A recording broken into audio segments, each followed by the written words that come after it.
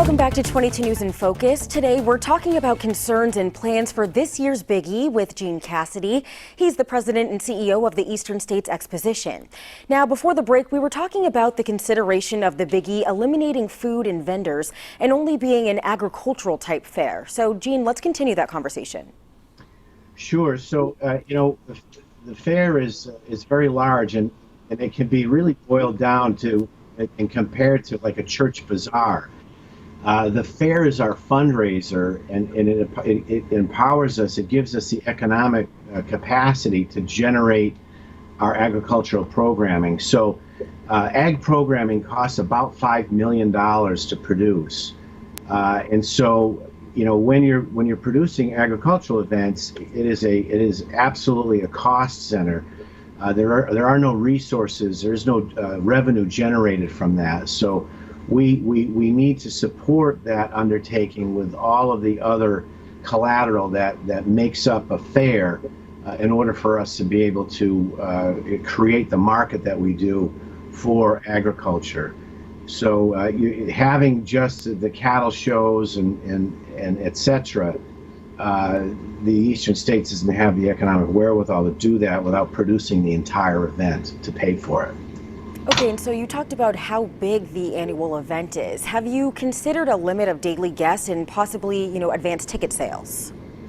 Yeah, very interesting. So I also happen to be the vice chairman of the International Association of Fairs and Expositions, which is an international group of large fair managers, and I've been on that board for many years. I was a treasurer for many years before I became vice chair. That access gives me an opportunity to be in the company of obviously fair managers from throughout the world. It also gives us access to high echelons at the CDC and the National Institutes of Health.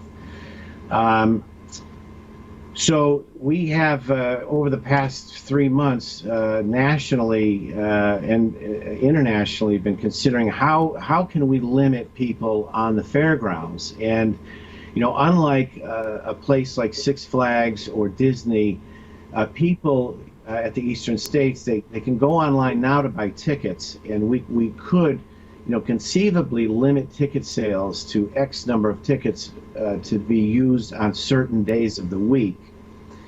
The problem with that is if we have inclement weather, and people don't want to come on that particular day, does that mean that they are then foreclosed from coming to the fair on another day?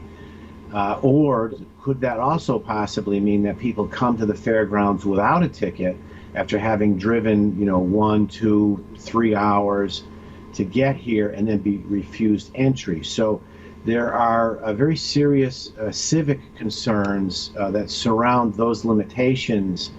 The chaos that could be created in those circumstances it could be quite substantial. And unfortunately, when we as fair managers were having these discussions all the way back in March and April, we weren't experiencing the civil unrest that we see today unfolding here in the United States. So that is obviously a concern, but the limitation we feel would be detrimental. Has the potential to be more detrimental than if we don't do it.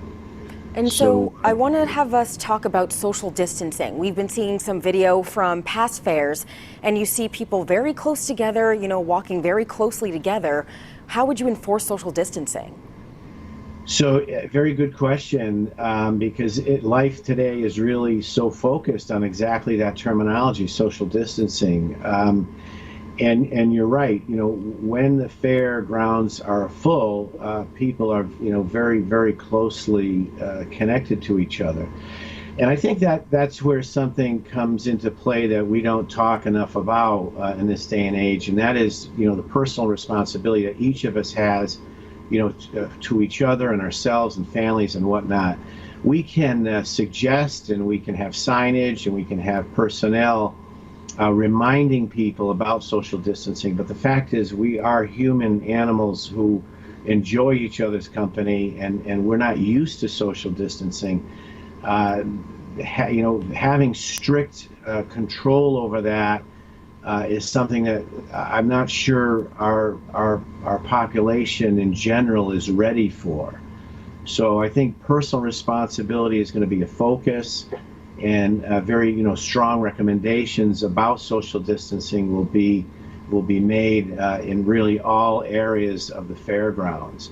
And the same can be said for masks. The CDC has recommended masks be used in public places, so we will not allow entry to the fairgrounds without a fairgoer wearing a mask, and that will be strongly recommended. Now, we all know, I've seen people in the grocery store and other places.